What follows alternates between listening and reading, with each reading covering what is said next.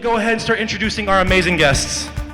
Guests, are you ready? Has the payload reached here? Yes? Is the payload here? You guys ready? Let me go ahead and introduce first the voice of Wrecking Ball, Jonathan Lipow!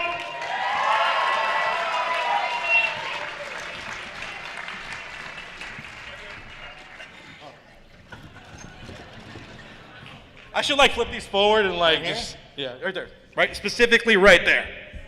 Not there, there. Next, he is, well, basically the father of Winston and Hammond. He's the voice of Dr. Harold Winston. Please give it up for Greg Chun!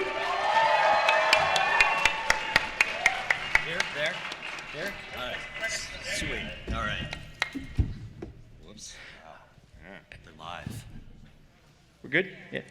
Good. Seats One more? No, you're fine. Introducing next, she is sweet like ice cream because she is Jen Cohn, the voice of Farrah.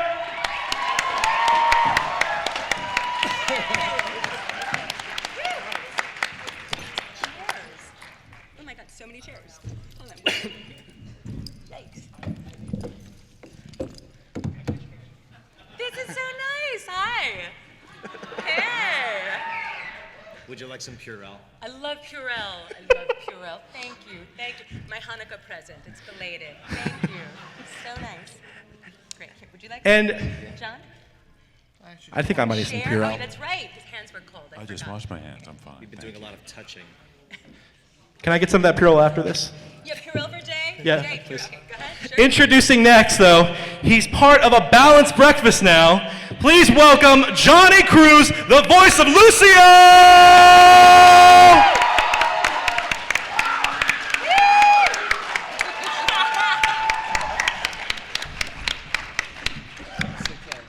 Hey! Yay! What's up, guys? Do you want some of our Purell? I love you.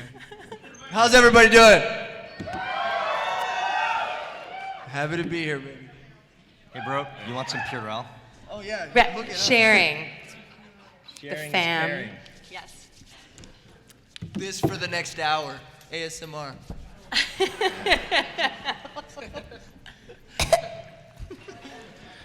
ASMR with hand lotion. I'm down for that. I'm down for that. So, first off, let me go ahead and welcome you guys to SacAnime. Hope you guys have been having fun so far with your breakfast. And you got your got a name. badge. He's got his name, ladies and gentlemen! Yes! It's official. You're you. Is that you? Yeah, that's me. Am I? You're sitting in mine. It's nice. Okay. You know what? So, let's go ahead and start this Organizing. off. Overwatch has been growing each and every year. It's been insane, right? Just this past year, the announcement, of course, with the Nerf guns, there is the Legos, and of course now, as part of a balanced breakfast, you got Lucio's. That's amazing. All the all the merchandising. Terrible, right? To be edible is great. And it was my dream. Has anybody gotten any yet? We got a few people. Guys, I have literally 4 boxes for the first 4 people at my table. There we go. Wow. There it is. Oh. That's it. For you guys who've gotten them, how are they? They're delicious. Oh, yeah? Nice. Okay. No. This guy So was good. like, no. They're delicious. I've personally enjoyed them. I have my box in my room. I had it for breakfast. Oh, great. You know what? Does anybody like Lucky Charms? Yeah. They're like the marshmallows of Lucky Charms, just all marshmallows. Wow. And So it's little very O's. healthy. This guy, It's a very healthy I like cereal. this guy. Success. So with the continuous growth of Overwatch, I gotta ask, how does it feel? Does it ever feel overwhelming for any of you? Want to go down the row here? Are we starting on my end? Yeah, we can start on your end. Sure. Yes, totally overwhelming. It's amazing. I mean, it's such an honor to get to meet everyone and to meet all these people who are invested in the game and in our characters. And I mean, I had an Overwatch fan who did a cosplay of Farah but crossed with me and made a pair of my platform flame boots with duct tape on her own black boots and did all these pictures, and I mean, I was just totally blown away. Like, these things happen, and it's been very overwhelming. It's been very exciting. Yeah, it's super cool to see, and since I'm not a playable character, I get to kind of watch from the sidelines a little bit, so it's not as overwhelming for me, but just to see the success of the property and everything is super cool. Actually, the esports arena in Burbank is right down the street from my house. And I went there, and it was just, I don't know if any of you have been there, but it's crazy. It's like they have these screens. The entire, like, wall is just video screen. And when the teams come in, the whole thing just changes to their logo and their colors and everything. It's amazing. It's really, really fun. So if you're in the LA area, come check it out. It's super cool. Yeah, I've really been enjoying this little ride. It just started for me in July when my character came out. It's so much fun to see how many people are into this game and how many people all over the world are having these leagues and there's events in stadiums and stuff. It's huge. I never realized how big it was. You know, it's hard to fathom that, but I love it. Just interacting with you guys too is really neat. So thanks for showing up. Yeah. Yeah. For me, I've been acting for 18 years and did a lot of stuff on camera. And never in a million years did I think I'd be up on a stage talking about a video game that I was in that everybody loved. Like, it never crossed my mind that that would be a path for me, and it's wild to see how this game has taken over in a way that just changed my perception about, like, interactive media and how that's going, and how much effect it can have on people who play based on the characters themselves and the avatars that people jump into. You know, people come up and be like, you know, I have 300 hours on Lucio. I'm like, Jesus Christ. Mm-hmm. But thank you, keep playing Lucio. And it's just like that much time spent and invested, I could see why. You know, sometimes you watch a season of a show that's like, you know, 12 hours, but you're paying 300 hours if you're master above that, you know? So it really just changed my whole world as well, to be appreciated for, you know, my art or my craft in this way. It's been amazing. You guys have been the most amazing, sweetest, adorable human beings I could ever ask for as a fan base, and I appreciate it. So it's amazing. Well, thank you guys for all the hard work you put into it. Now, one of the things I think that truly is amazing is the fan base with how it is with you guys. And, you know, Rolling Stones dubbed you guys the Beatles of voice acting. Oh, jeez. And that was a big ordeal because, you know, usually in the voice acting scene so much, you know, when you think of voice actors, you think of people like Billy West, you know, you think of Charles Martinet, who was also here this weekend. But you guys have really stepped out to where you guys are going to a lot of conventions and you're building up hype, especially events like BlizzCon, for example. So with that being said, do you feel that, how does it feel to be, when you see like a fan, for example, coming over here, like we have people who are going to probably cosplay later as well, where you're seeing them dressed as your character. Does it ever like oh my God, like that's me? So we're starting with you, Jonny. Let's start with me. I think it's, since the beginning, it's been like, whoa, like this is really affecting people to a degree where, yeah, I mean, you always wish as an actor that your art will affect people in the way in which they love it and they like it and they want to talk to you about it and they want to discuss myth and lore about the whole project, which we had known zero, so don't ask. They don't tell us anything. But yeah, I think just the whole, all of it has been so, really? You know what I mean? This happened? What? I don't know. I don't know if that answers any question, but that's what I feel like. Yeah. It's good. I got to see BlizzCon. BlizzCon was my second convention. So it was like a LA Comic Con, and then BlizzCon's like this huge thing with like tens of thousands of people. And I saw this office chair rolling around outside with wrecking ball attached to it and like a hamster on the head. It was just like, people are going out of their way. They love this character and this universe so much. They're taking so much time, hours, to create pretty awesome cosplay things on here. So, and by the way, I don't know if any of you have a man with a child in your life, but if any fathers or sons or brothers have a kid and they want to dress up as a wrecking ball, put the kid on their shoulders as the hamster, as Hammond, that would be pretty cool to see. Sounds very dangerous. I like it. Yeah. Not officially approved by the Parental Association. This is actually my first con ever. I've never been to a con. Yeah! I've never even been to a con as like a person. Like I've never even so this is so amazing. Like I was in the hotel going up to get my pens for my room, and this girl walks in the elevator with literally like these white tentacles like flowing all around. I'm like, how do you even do that? She's like, oh yeah, I made this last night. And it's crazy to me. Like, you guys are so talented, and the whole cosplay thing, like, it freaks me out in the best way possible. It's so fun and so amazing.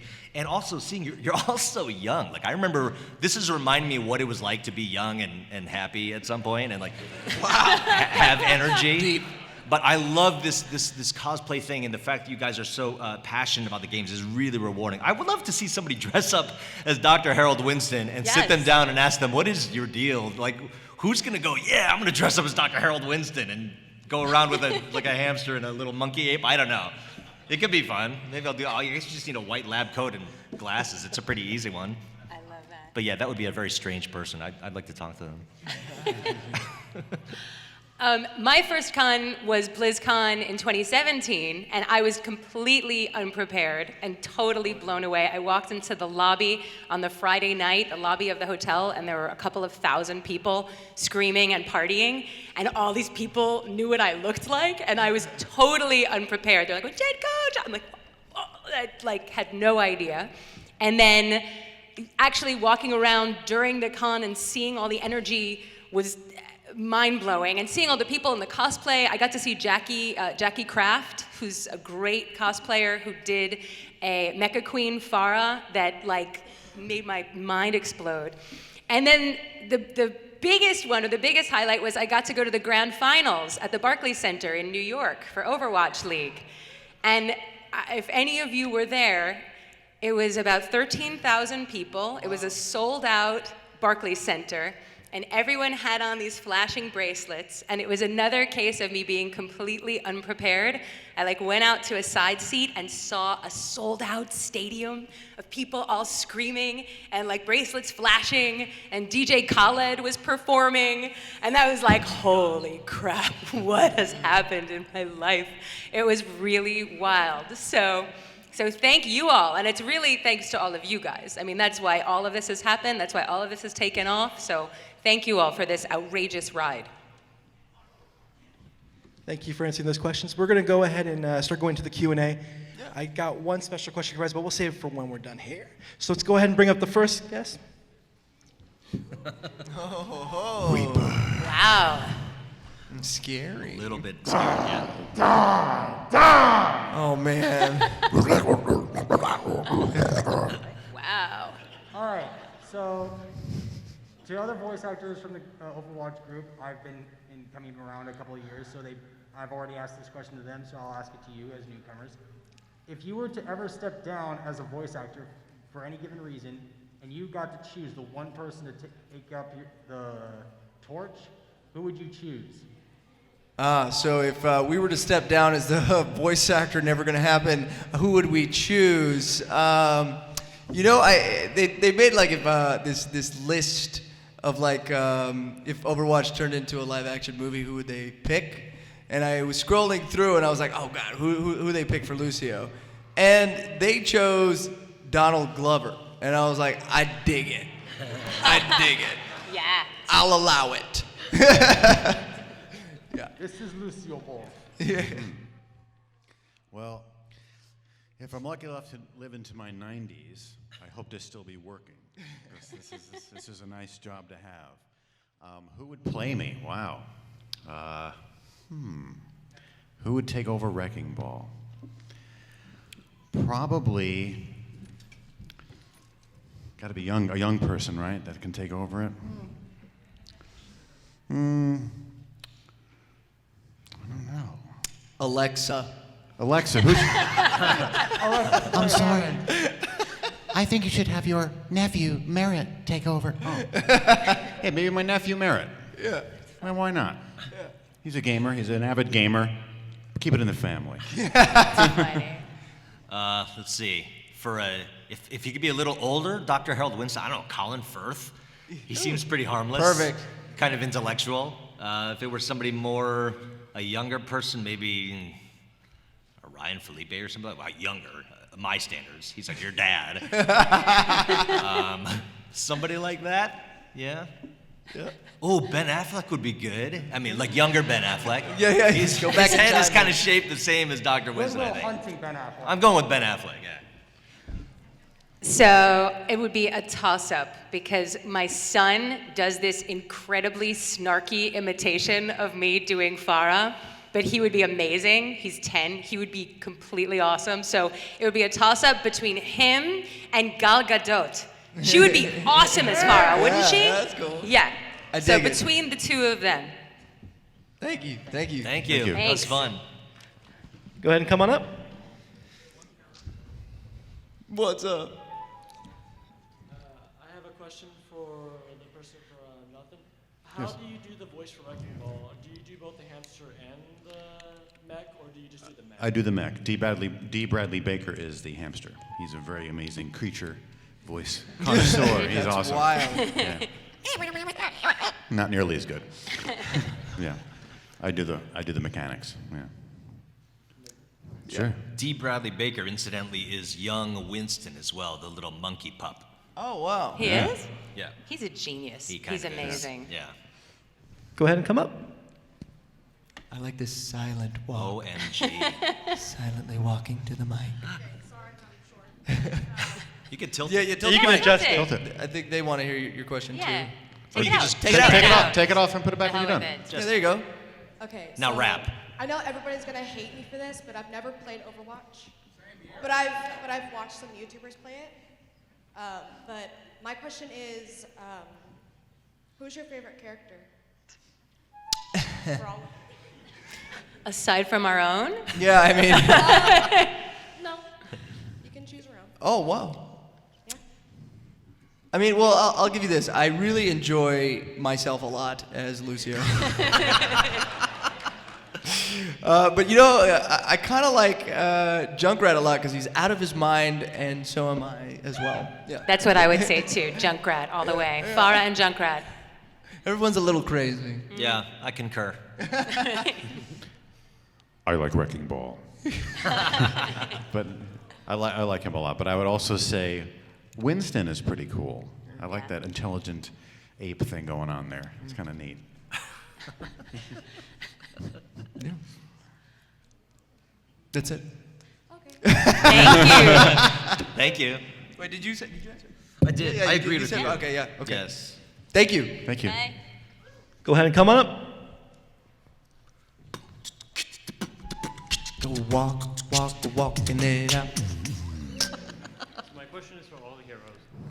With Mimic being Echo being a future character, way into the future, whatever, if you guys could choose new ultimates, with Mimic, with Echo being a new character, what would your ultimates be? Ooh. So mimic Echo, like a Well, a lot of people are speculating that Echo is going to have the power Right. of Mimic to mimic other people's like. ultimates and stuff. Gosh, so if you had gosh, to gosh, choose gosh. new ultimates, what would it be? Let's see. What would I like? You know, I really like some floating dragons, guys, on rollerblades. So that would be mine.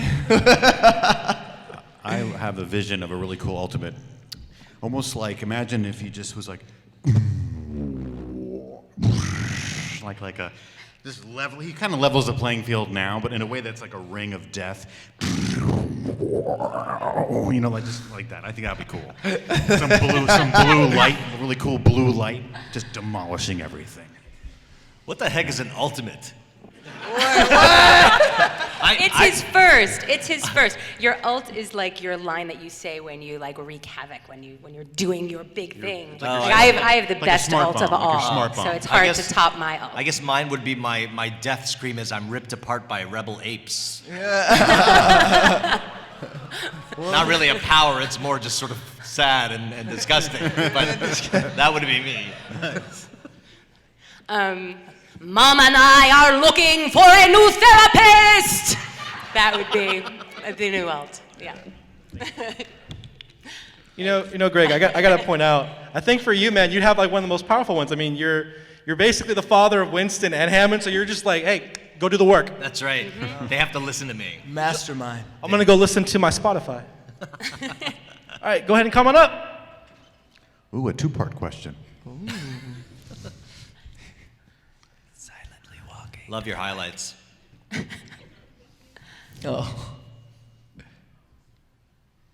This is a question for all of you. In Overwatch, when you're escorting the payload, what do you think is inside? Ooh. Wow. What's inside the payload? Hot dogs, definitely. I'm from Chicago, it's hot dogs. Well, I think definitely in my life, the payloads I'm after all have to do with my tummy. So all the favorite things I would love to eat, which is pizza, ice cream, burritos, sushi, that's the payload. Do you not like hot dogs? Nah, man. Have a hot dog. Wow. It got real cold up here all of a sudden. I don't know if I can do this. I mean, I like sausages. Sausages. Who likes sausages? I love sausages. Thank you. I do. Thank you. And I hot like that dogs. response. Hot dogs. So, Payload is hot dogs. Shoes. The payload is all shoes. No question. I think it's more of sunflower seeds, small grains, lettuce, whatever Hammond's looking for, because he's in control. You need to move out of LA, dude. I think Lucio's. And of course, Lucio's. Thank you so much. Thank you. Thank you. Great question. Yeah. Bye. Bye. Hey,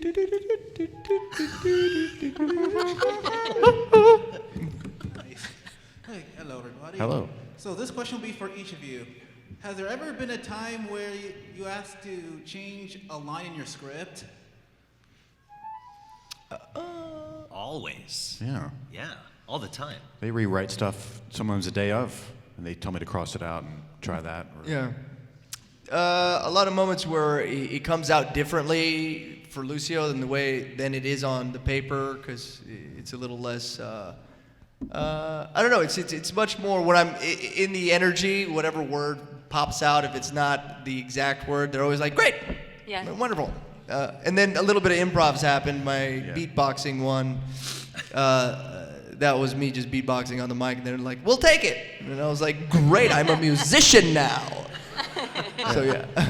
and sometimes you get so into the character that you're doing your thing in your mode, and then you just say the line almost organically, like you kind of thought it should be said, and they might be like, "Oh, sorry, I said it wrong." Like, no, actually, we like do it the way you just did it. That's good. Maybe it works even better because you're coming from the frame of mind of the character. Sometimes, as you get into it, that happens sometimes. Thank you. Thank Thank you. you.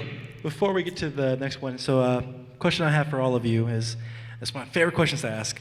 Do you have any interesting stories from recording in the booth? We could start with you, Jen, if you want. Do I have any Well, only for Overwatch or in general? In general, it can be in general. One of my favorite jobs I ever had to do, it was the day before I had my son. So I was enormously pregnant. I was like humongously pregnant, like 40 plus weeks. And I was in a booth, it was for a Dairy Queen commercial, and it involved that I had to sound like I was in a closet eating crackers, and then when someone opened the door, I had to scream, "Get out!" But I had a mouthful of crackers, so I had to sit and stuff crackers in my mouth and not choke and not burst out laughing, and then like, "Get out!" with the spring. And I couldn't get over that this was my final VO job without child. It was a crazy gig. That was the weirdest, funniest, strangest one ever. I've started, the people that I work for are sort of having to get used to this one, but I've started working out in the booth because there's no time to exercise in my life. And so in the middle of last year, I said, I'm gonna be able to touch my toes by the end of the year. Actually, I had targeted the end of 2019, but I was able to do it by the end of last year. Stretching works, everyone. Nice. But the weird thing, it's not so weird for me, but the people I work with, they would be, we would do a line, and all of a sudden they would look in the booth, and I wasn't there anymore.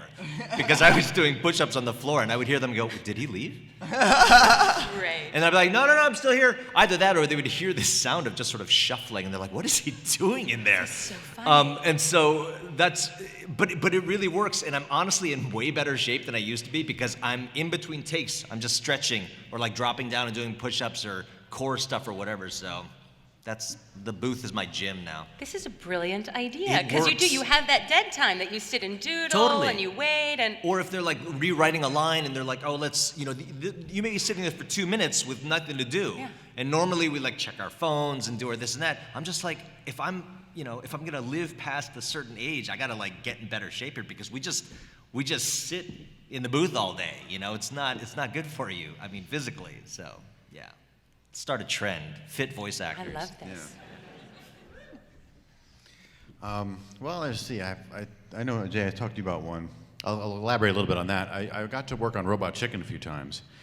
And Seth Green, who creates the show, also does some voices. He also directs many of the episodes. And he directed me. I was doing Bob Barker when he fought the Wesley Snipes, or what's his name, Snoop Dogg's character from Blade. But anyway, the way he directs is pretty interesting because at their studio, there's a window outside in front of the booth outside, so you can see them. It's soundproof.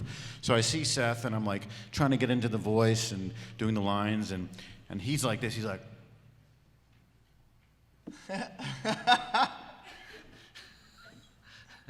like I can tell. He's like driving me with his facial expression. Okay, I'm on. I'm off. I'm going off. I'm going back on track. He's driving me and guiding me. It was pretty cool. So he was a very effective director without using many words. He just kind of was like, you could tell he was feeling it out, and it was neat.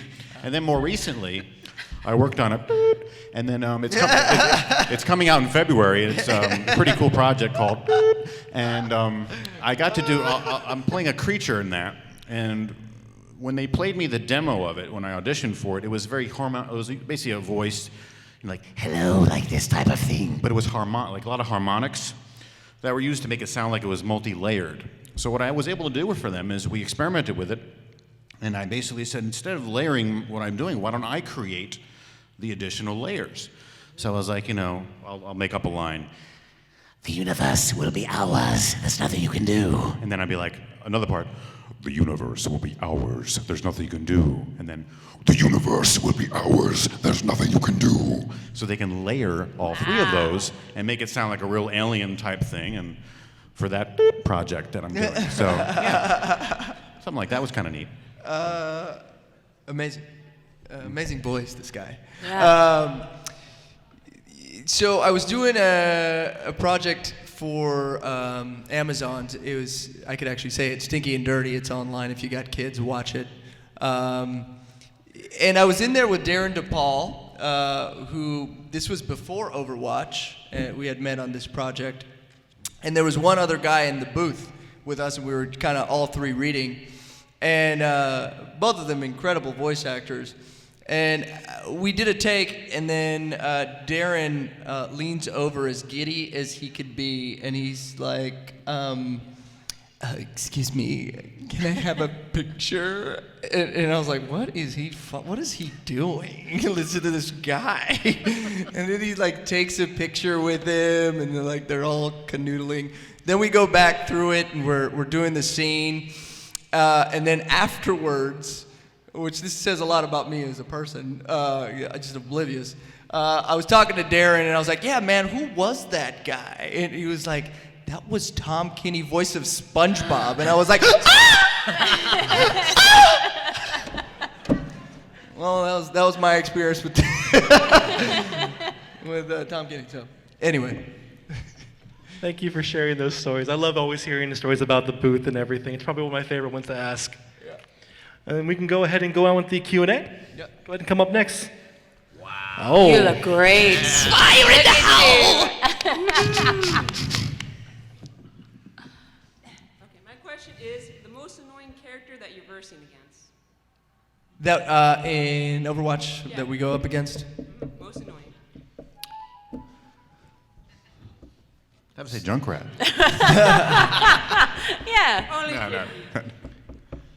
No. Another Lucio on Elios. I'm a dirty boy. Sneaky. But also Symmetra. Mm-hmm. Yeah, that's it for me. Yeah. I actually can't play first-person shooters because I get motion sick. So I don't even know. I know, it's so sad, right? Right. Now, obviously you're adorable, but come on. Yeah, but you look fantastic. You look great. Yeah. Amazing.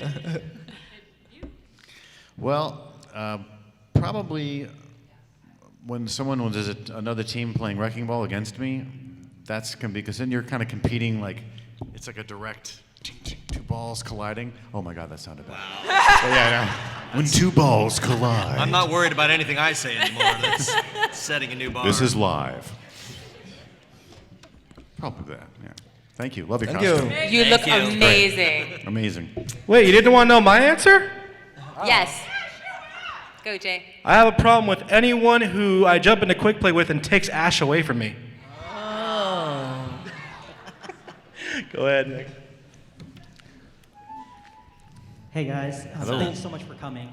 Really appreciate it. My question is, a lot of fans are wondering if any of you guys would be interested in doing an Overwatch animated series or movies. Would that be something you guys would be interested in, or which one would you guys prefer? Yes. Hell yeah. Yes. I've seen. Absolutely. Oh, you want to go first? No, or- go ahead. Okay. I've seen the little cinematics they do, and they look like Pixar movies, like little miniature Pixar films. I'm like, are they going to do a major motion picture? Because they could, but it'd be amazing. Sign me up. If you hear about one, let me know. Cool. I would love to because I would actually then get to be killed by the apes and actually get to play that scene. All I know is that I was killed by apes, but I never got to actually experience it. So if they did, hopefully if they did an animated movie, I could get killed by apes, which would be awesome. Firm, yes. Firm, absolutely. I'm still waiting for my short. I want my animatic, and I'm hoping that they'll do it with Anna and Farah together, so we could do a 2-for-1. That seems like that would make the most sense, but yes, absolutely. Nah, I'm good. I'm good, man. Yeah. No, absolutely. That'd be amazing, especially if it's centered around Lucio. You know what I mean? Yeah. Thanks, man. Would you guys prefer a movie or the show? I think a show. Awesome. Yeah. Thank you guys so much. Yeah. Recurring job, yeah. Yeah, recurring. Thinking about my future, a show would be great. Yeah. Wow, zinger! Got him. Hey. All right. Oh, check you out. Yeah. Please ignore my brother. He's very annoying and crazy. No, I like how this is his moment. Ignoring And he brother. uses it. Love each other, guys. Believe me. Your brother is ignored. What do you think your life would be if you never voice acted your characters? If you never voice acted your characters, what would your life be like? I kind of feel like I'd be hanging out in Vegas in the alley behind Fatburger. It's a good alley. And good alley. just drinking a lot of soda and asking people to do magic tricks.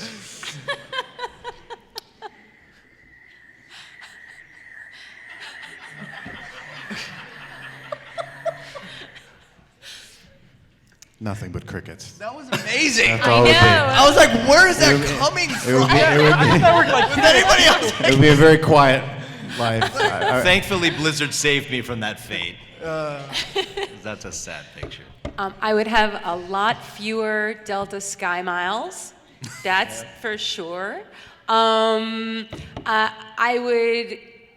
mean, my life before this happened was pretty good. I mean, this was an unexpected thing that this happened with this game. So, and I've done a bunch of other games, so I would still be in New York. I would still be doing voiceovers. I would be getting together fashion reports. I would be taking my kids to school in the morning. What else? It'd be pretty good. It'd be pretty good. I would have traveled less though. Actually, sorry, I'm going to answer that question seriously because I just thought I an liked actual your serious answer. That was better. I actually feel like Overwatch, it was sort of one of the first things that I did that really kind of put me on the map, and I really believe that that helped fuel the rest of my career, because then other studios would, you know, when they were considering hiring me for something, they would say, oh, well, he did Overwatch, he can't be totally useless, you know? And so I think it really did, even though, you know, it's a background character that I do, it really set me up, I think, for future work, and for that I'm super grateful to Blizzard for having me.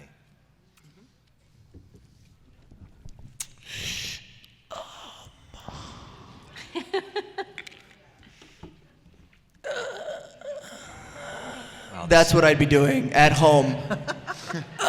What should I do? I mean, I think the process for me would always be to continue doing, right? It's like do the auditions, create. I think in some way, at some point, if this didn't happen, something else would, right? And so I think I would have still been on that same path of creating and doing and excelling and continuing to be, you know, better at my craft. And I think something else might have done something else or nothing at all. So, but yeah, I probably just the same. Wow. Poop. But it wouldn't. No, seriously, for me, that wouldn't just be crickets. No, this is what I feel I was born to do, and I've loved doing this for so many years. But definitely, this game, like you said, it really puts you on the map a lot more. And my agent was like, "How's your passport?" I'm like, "I just got a new one." "Good, you're gonna need it." And I'm like, "Whoa!" But it's a pretty huge thing. So definitely much better because of it. Thank you. Thank you. Thank Love you. your brother.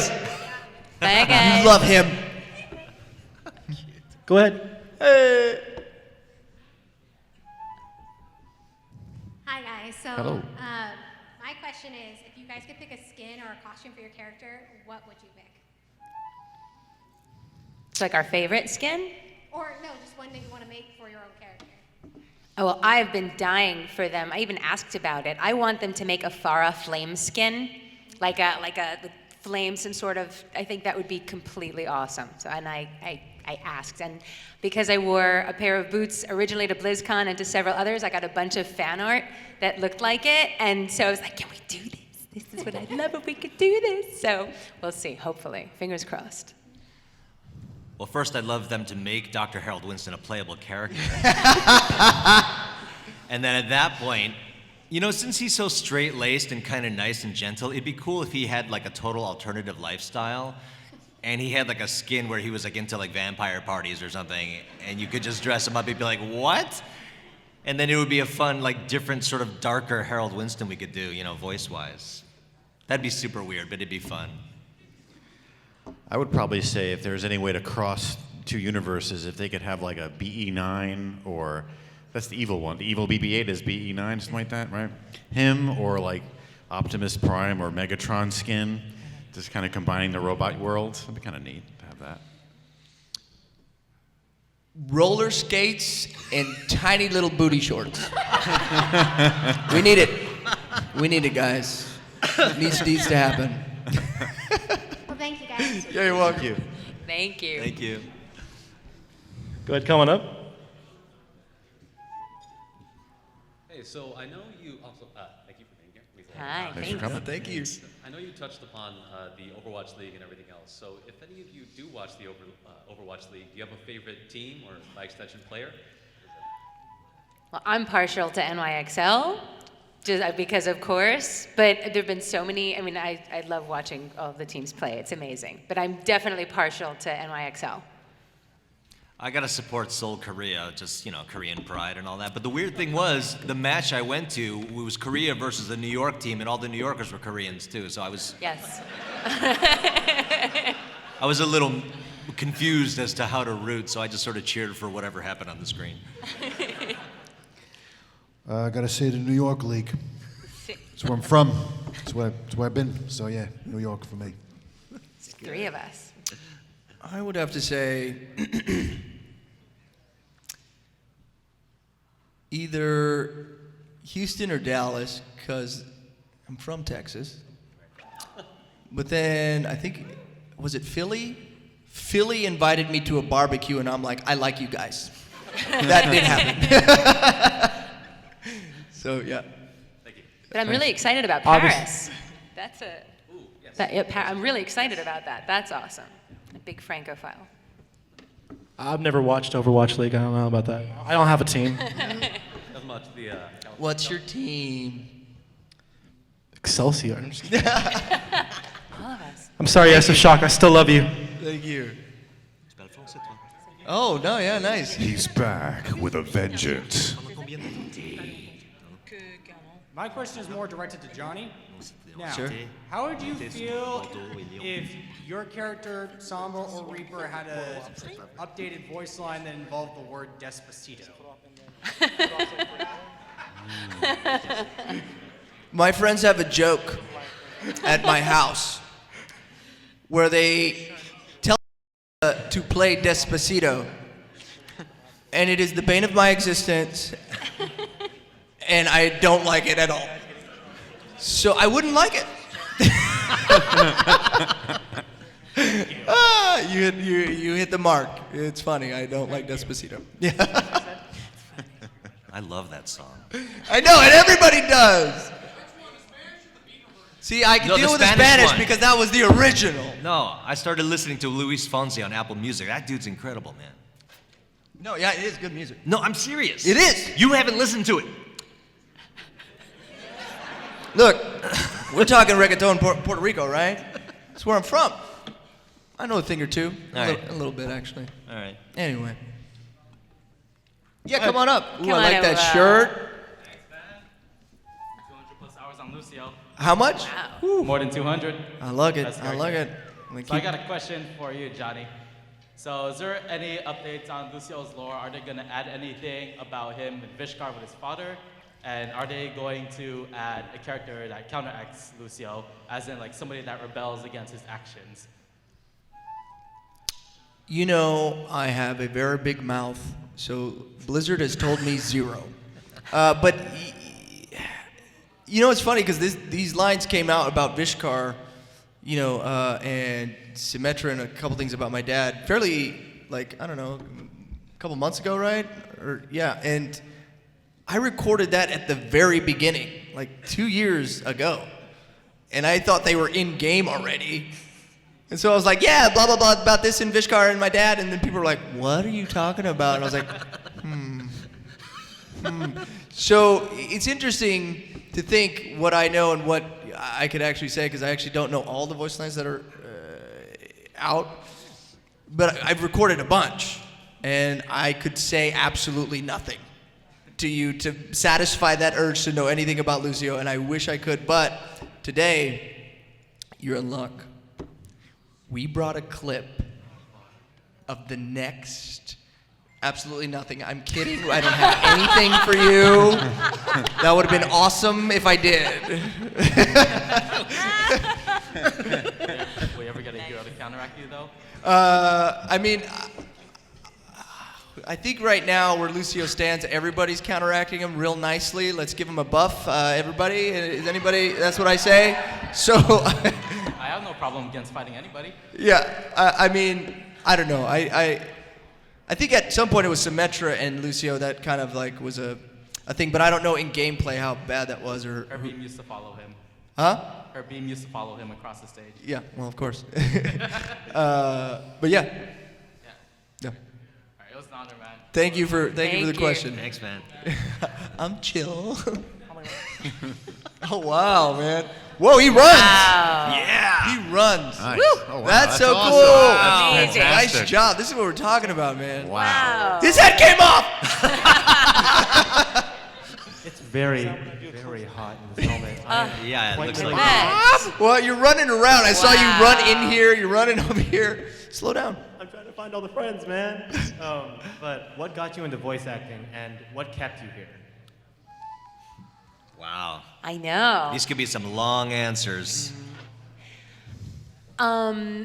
So probably like all of us, I would guess like all of us. Did we all start as regular actors, as like regular straight stage film? You didn't? No. Okay.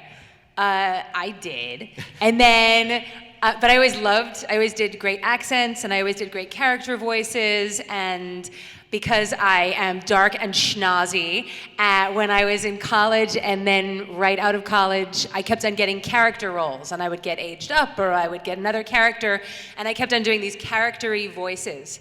And I would have producers come after the show and say, you know, you'd really be great doing voiceovers, and invite me in, and I started doing auditions for voiceovers and loved it because it was really fun, and I could wear crazy clothes and it didn't matter, and nobody was looking, and it didn't matter what I looked like or how tall, how dark, how whatever. And I got a terrible, terrible first agent, and and then I got a better one, and then a better one, and then finally a good one, and then after a while, finally got to have a career, and it's been such a fun, cool, creative gig to do. In general, the voice acting scene, the community, is amazing and very supportive, and basically, if you are good enough to get into the room, then it's a free-for-all. Anyone could win, so it's not competitive the way it could be, or not catty the way it could be in regular acting. And to be a voiceover actor, you have to be smart, and you have to be a good listener. So it ends up being a really smart, cool, diverse group. So all of those things have kept me doing it. It's creative and cool people, and I love to do it. I was a computer programmer for 10 years. Wow. And that was interesting. And then I wanted to give my music career one more shot. So I started writing music for commercials and some like mobile video games and that kind of stuff. And I also came from the theater as a music director and a piano player. So I was music directing this very ill-fated musical called The Ten Commandments in Hollywood. It was called the Kodak Theater back then, with Val Kilmer playing Moses. You guys are too young to know who Val Kilmer is, but he was a very legendary actor in our time. So I ended up being the music director and the conductor of that show, and one of the other lead actors, incidentally, Adam Lambert was in the cast, lead singer of Queen, and Alison Porter, who won The Voice a few seasons ago. It was an amazing cast, but the show had some issues. Anyway, one of the other leads was a woman by the name of Nita Whitaker, and her husband was a guy by the name of Don LaFontaine. And he, for those of you who don't know, he was the quintessential trailer voice back in, the last 3 decades. In a world, one man, blah, blah, blah. And so I met Don through that experience. I met his voiceover friends, and that's kind of how I learned that voiceover was a career. So I just started studying with a coach and got an agent, and there you go. Yeah, my first acting was my 6th grade play, Oliver Twist. And I was in plays throughout, all through high school, and that's how I started on stage. But ever since I was a little kid, I was making noises and coming up with characters and stuff like that, and it's always been a lot of fun. And I always kind of knew I wanted to do this, even though I'm not just acting, but voice acting particularly. And yeah, I mean, I moved to Atlanta after graduating college in the mid-90s. And I got a career going there a little bit, because coming out here first was probably not the best move. I'm from New York originally. And got some portfolio stuff together there I got an agent there, and then I came out here in 2001 to California, and things have been growing and growing, and little by little getting to where I need to be, and hopefully keeps ascending. It's going, Similar story on my end. I started in the 4th grade. I auditioned for Sleepy Hollow to be Brom Bones. I didn't get the part and got Mr. Van Tassel, which was one line. but it was a damn good one. Then from there, I think I chased acting because I was very terrible at sports, even though I wanted to be good at sports. Just didn't have the mentorship there. So just along the way, I just kept taking acting classes from that day on, and then I went to college in Dallas as well because I was just like, I'll start in a smaller market. Wasn't quite ready for LA, and out there I got my footing. Started small commercial stuff. Did some direct-to-DVD action movies because that was what was out there, and it just kind of gave me a base of just on-camera stuff. Then I moved to LA with kind of a resume, and so I got with agencies out here pretty quick. And one of them was like, would you like a voiceover agent meeting? And I was like, whatever. You know, I was just like, I was really focused on camera. And at the meeting, they decided to take me. And I was like, okay, cool.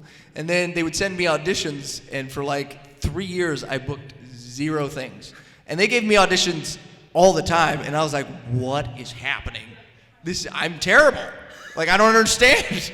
And I got really like, maybe I should really focus, because on camera was kind of a little bit of a different beast than behind the mic, so I kind of took some time to really find my voice behind the mic that was natural, sincere, and genuine, because I never ever thought in my history that I would be a voice actor, because I didn't think my voice was like anything to be, screamed about. Like when he just talks, you soothe and you melt, right? You're just like, Oh, stop it. that's nice. Right? I didn't feel that like my voice was, but that was my own limited belief and thinking about myself until I really took a look at it. And I worked at it. I did some workshops. I started focusing on it and listening more, and then I started to book these small things, and then Overwatch came, and then a series came, and then more video game stuff, and then it just started to pile on where it overtook my acting career. And then I was just like, man, I love this because I could be anything at any time. I could be a skating DJ, I could be a helicopter, which I play, and like, when in real life do you get to be a helicopter?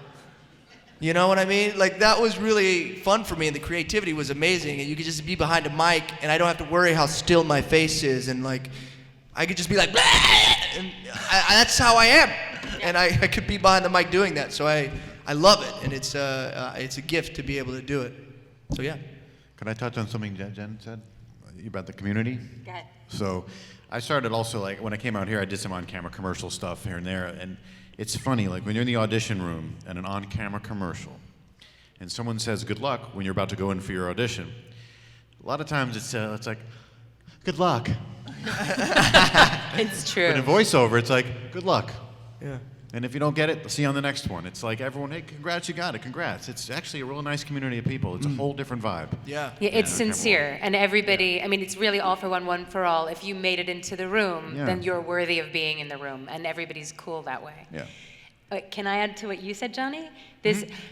So what people getting into voiceover don't know is that it usually takes most people years of auditioning before you book anything. And your agents do know that. Like, your agents, when they start sending you out, know that it could take you 3 years easily. It just takes that much time. It's like that 10,000 hours thing, that you need to have 10,000 hours to become an expert at something. It takes you that long, or however long, to get relaxed enough behind a mic to sound genuine. It's a very strange phenomenon, but you have to be willing to stick with it and stick with years of feeling like, oh my God, I suck at this. And then eventually you start booking and you realize it was worth it. So. Yeah. I studied with a guy to help me be myself, because I was so, I did, characters are easy, but like in commercials, you know, be the guy next door, be the friendly guy. It's like, okay, just talk, do normal voice. What? They want to hear that? So it's weird, but you got to actually get into a different psyche to just be real and normal. Yeah. And relaxed. Yeah. All right, well, thank you guys so much. Thank you you for being where you are at, and I wish you best of luck. Thank you. Thank you. Great Great costume. Thank you. Hello. Hey. Beep, beep. As an aspiring voice actor, it's good? Okay. Yeah. I wanted to ask, do you have any, good tips for the very first step you should take? Because I have no idea where to begin. So what I would say, I was telling somebody this earlier, it's you have to now make a decision, right? Is that you're going to do this. And it's a simple moment where you say, I want to do this, so I'm going to do that. So that first mental step you take leads you to search for information in which the next step is, right? And so for me, that was like, well, I want to do this. How do I get around other people? And you're asking right now, how do I do this? So the next thing is getting that piece of information, which I would say is get in a class, right? Get in a class where you meet other people. And through that meeting of those other people, you'll find your next step, which the next step would be like maybe you're in class, somebody's like, oh yeah, my voiceover agent, and then you're like asking questions, oh, who's your agent? Or what? And they're like, oh, well, you know, I think you're good. I could put in a referral for you. And you're like, okay. So then you go on a meeting, and then at that point, you're at a new step, right? Yeah. So all of our paths are going to be different. Your path's going to be different. But the biggest thing is that you make the choice, and then you take the steps to get to that next step. Because I don't know. You could be out there and somebody's like, I like your hair, kid, being my voiceover thing. You never know. But it's putting yourself in that place and then just moving in that place and getting the information and going to the next step, right? So don't look at it overall as like, what can I do right now in this place where I am? And what is that for you? Get in a community where you get more information and move from there. Yeah, there's a lot of things you can do on your own before you even start a class even. So classes are crucial and important. Plus, individual instruction with somebody is also good to do. But I don't know how far along you are in your start to this, but you have a tape recorder or a digital recorder of some kind, your phone, the Notes app, or the voice Do you have memo. a tape recorder? You just asked him. Do you have a Sony Walkman? You have a 3/4-inch reel-to-reel. You have one of those, right? You know, we can fake being younger. We don't have to ask if somebody has a tape recorder. No, but like use a voice notes app on the phone. Basically, I live stream, so I have a pretty good mic set up already. you got a mic. Okay, so you've heard yourself. I'm going to say, get used to hearing yourself. You've already gotten used to hearing yourself. Okay, you're past that point. Okay, well then, if you're looking to get started in it and possibly getting a demo going, what you want to practice is commercials. First thing is commercials. That's what an agent wants. That's where the money's at first. So I recommend find some magazines about things you like. And in the magazines, if you look at the advertisements, strangely enough, they're written in such a way that they actually are really good for radio. So take some of those ads, record them, hear how you sound. If you like some ads on television, DVR those, or on YouTube, look at those and write down the script in that.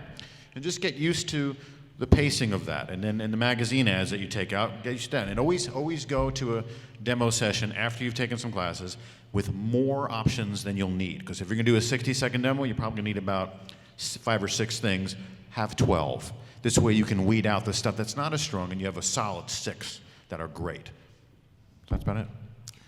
I feel I have very, very strong feelings on this topic, but this is just because this was my path. I really feel like if you want to play tennis professionally, if you want to, anything you want to do, you're going to have a coach, right? I feel like coaching in classes is where you need to start. I don't recommend that anybody you could do plenty of research and dorking around or whatever, but when you're ready to get serious about it, you got to get ready for the time and the financial investment that comes with getting a neutral third party to work with you and be able to tell you when you're ready for the game. Now, the reality is some people are more ready than others just right out the gate. The most valuable thing I feel like somebody who's interested in voiceover can do, beyond just sort of watching videos and going to vobuzzweekly.com and listening to the interviews of every legendary voiceover person in the world, is make that commitment and look at it like you're learning martial arts, tennis, whatever. You have a coach, you're being taught. You've got somebody who's holding your hand along the way saying, now this is what you need to work on, this is what you need to work on. Eventually you'll be at a point where they say, I think you're ready. And then you can start getting out there, doing the workshops in LA or San Francisco or New York where people come, agents come, you pay a certain amount to read for them and work with them. I feel like that's a concrete path that a lot of people can get their head around, and that's what worked for me. So that's what I have to say about that.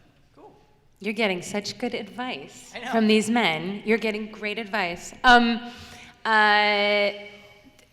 first thing that I would say is go take an acting class. Because to be a good voice actor, you really do have to be a good actor. Like you have to have that kind of, you've got to be in touch with yourself intuitively, that way. I definitely think having a coach or a class is a great move. You already have a setup, so you don't need to buy any kind of USB mic. I would, much like what John said, I would listen to commercials. I would DVR commercials and just start listening to ones that sound like you. What sounds like you? What voices sound like you? And then there's a website called voices.com, and on there are all of the agencies. And if you look, if you can figure out which are the bigger agencies, you can listen to people's reels on that, and you can listen for people who sound like you and just listen to what those reels sound like, just so you have a sense of what kind of reel you need to have. You could even potentially, just to begin, before you start making an investment, put something together from those ads that you like. I mean, you've got that kind of technology. Like when I started, you didn't have this kind of technology available to us. We had to, off the bat, start spending money for these things. You could put this together. You could get a sense of this yourself. So you can put that together and go on a site like voice123.com, and you have a setup. Start auditioning and start knocking into your first 10,000 hours. And if you have friends who know how to animate, which, I mean, it seems like whenever I'm at these cons, there are animators everywhere. If you have a group of friends where people know how to animate and they need voices done, you can start putting together things. You can do projects where you do voices for characters, and then you have that, and you can have that on your website. Like someone can see that or hear that of you voicing characters. That stuff was not available when I started. If I could have walked in with like, I don't know, animated stuff that I had done voices for, that would have been invaluable. So those are ways to not break the bank in the very beginning and start. Thank you all very, very much. Yeah. You're welcome. I appreciate that. I'm looking forward to following up on several of those various, like leads or ideas. Do that. Cool. We'll Good see luck. you out there, man. Cool. Yeah. Yeah. Take care. With that being said, I want to say thank you guys for your time today. Thank you for all coming to the panel today.